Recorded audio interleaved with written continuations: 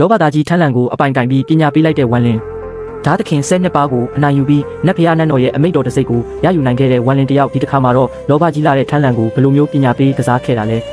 ဝမ်လင်ဟာလင်ထန်းဟောက်ရဲ့စိတ်အာရုံကိုအောင်မြင်စွာပိတ်လောင်နိုင်ခဲ့ပြီးနောက်မှာတော့သူ့ရဲ့အကိုကြီးကျိုးရီနဲ့ပြန်ဆုံခဲ့ပါတယ်ဒါပေမဲ့ကျိုးရီဟာအသက်ရှင်ဖို့မျှော်လင့်ချက်ကုန်ဆုံးနေတဲ့အခြေအနေမှာပါကံကောင်းထောက်မှစွာနဲ့ပဲပန်းနလာတဲ့ဝမ်လင်ကချင်းချွမ်းကိုပြန်လည်အသက်သွင်းနိုင်မဲ့သတင်းစကားကိုပြောပြလိုက်တာကြောင့်ကျိုးရီဟာအသက်ရှင်လို့စိတ်ပြန်လဲရှိလာခဲ့ပါတယ်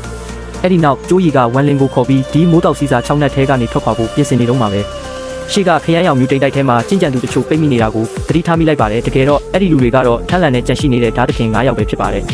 ဒီဘက်မှာတော့ဝမ်လင်ကမြူတိန်တွေရဲ့ထူးခြားမှုကိုလေ့လာနေတော့သူ့ရဲ့တိုးလောင်အိတ်ထဲကချင်းနက်ဆိုးကတုံခါပြီးခဏမငြိမ်ဖြစ်လာပါတယ်ဝမ်လင်ကချင်းနက်ဆိုးကိုအပြင်ထုတ်လိုက်တဲ့အခါမှာတော့အဲ့ဒီကောင်လေးကတစုံတစ်ခုရဲ့ခေါ်ယူမှုကိုခံရတယ်လို့မျိုးမြူတိန်တွေကိုတန်းပြေးသွားပါတော့တယ်ဝမ်လင်နဲ့ကျိုးရီလည်းတစ်ခုခုထူးခြားနေပြီဆိုတာသိလိုက်တာကြောင့်နောက်ကနေချက်ချင်းလိုက်သွားကြပါတယ်